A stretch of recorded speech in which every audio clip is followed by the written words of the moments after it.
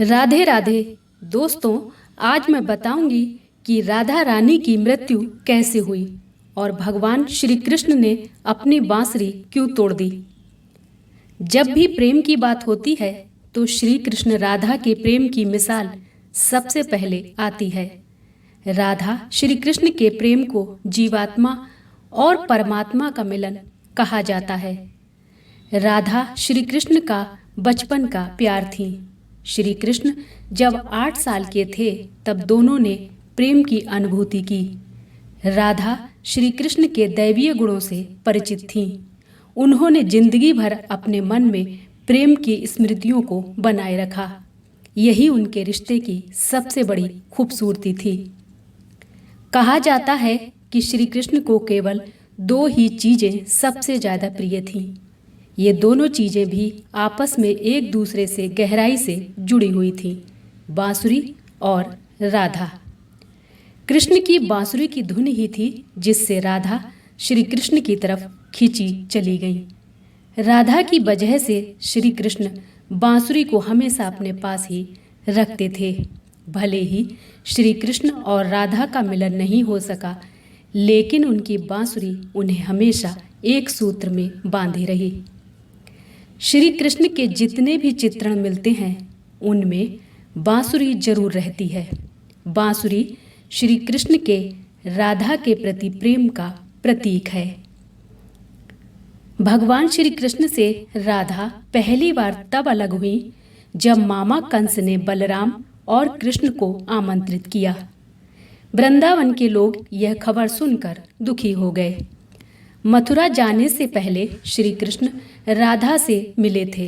राधा कृष्ण के मन में चल रही हर गतिविधि को जानती थी। राधा को अलविदा कहकर कृष्ण उनसे दूर चले गए। कृष्ण राधा से ये वादा करके गए थे कि वो वापस आएंगे, लेकिन कृष्ण राधा के पास वापस नहीं आए। उनकी शादी भी रुक्मिणी से हुई। रुक्मिणी ने भी श्री कृष्ण को पाने के लिए बहुत जतन किए थे। श्री कृष्ण से विवाह के लिए वह अपने भाई रुक्मन के खिलाफ चली गईं। राधा की तरह वह भी श्री कृष्ण से प्यार करती थी। रुक्मिणी ने श्री कृष्ण को एक प्रेम पत्र भी भेजा था कि वह आकर उन्हें अपने साथ ले जाएं। इसके बाद ही कृष्ण रुक्मिणी के पास गए और उनसे शादी कर ली। कृष्ण के वृंदावन छोड़ने के बाद से ही राधा का वर्णन बहुत कम मिलता है। राधा और कृष्ण जब आखिरी बार मिले थे तो राधा ने कृष्ण से कहा था कि भले ही वो उनसे दूर जा रहे हैं, लेकिन मन से कृष्ण हमेशा उनके साथ ही रहेंगे। इसके बाद कृष्ण मथुरा गए और कंस और बाकी राक्षसों को मारने का अपना काम पूरा किया। इसके बाद प्रजा की रक्षा के लिए कृष्ण द्वारिका चले गए और द्वारिकाधीश के नाम से लोकप्रिय हुए। जब कृष्ण वृंदावन से निकल गए तब राधा की जिंदगी ने अलग ही मोड़ ले लिया था। राधा की शादी एक यादव से हो गई। राधा ने अपने दाम्पत्य जीवन की सारी रस्में निभाईं और बूढ़ी हो गईं, लेकिन उनका मन तब भी श्री कृष्ण के लिए समर्पित था। राधा ने पत्नी के तौर पर अपने सारे कर्तव्य पूरे किए। दूसरी तरफ श्री कृष्ण ने अपने दैवीय कर्तव्य निभाए। सारे कर्तव्यों से मुक्त होने के बाद राधा आखिरी बार अपने प्रियतम कृष्ण से मिलने गईं। जब वह द्वारका पहुंची तो उन्होंने कृष्ण के रुक्मिणी और सत्यभामा से विवाह के बारे में सुना, लेकिन वह दुखी नहीं हुई। जब कृष्ण ने राधा को देखा तो बहुत प्रसन्न हुए। दोनों संकेतों की भाषा में एक दूसरे से काफी देर तक बातें करते रहे।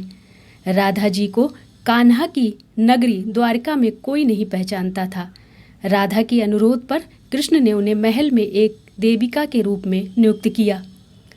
राधा दिन भर महल में रहती थी और महल से जुड़े कार्य देखती थी। मौका मिलते ही वह कृष्ण के दर्शन कर लेती थी, लेकिन महल में राधा ने श्री कृष्ण के साथ पहले की तरह का आध्यात्मिक जुड़ाव महसूस नहीं किया। इसलिए राधा ने महल से दूर जाना तय किया। उन्होंने सोचा कि वह दूर जाकर दोबारा श्री कृष्ण के साथ गहरा आत्मीय संबंध स्थापित कर पाएंगी। उन्हें नहीं पता था कि वह कहाँ जा रही हैं, लेकिन भगवान श्री कृष्ण जानते थे।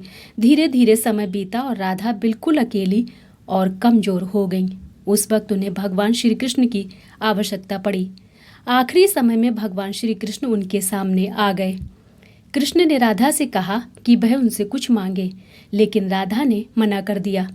कृष्ण के दोबारा अनुरोध करने पर राधा ने कहा कि वह आखिरी बार उन्हें बांसुरी बजाते देखना चाहती हैं।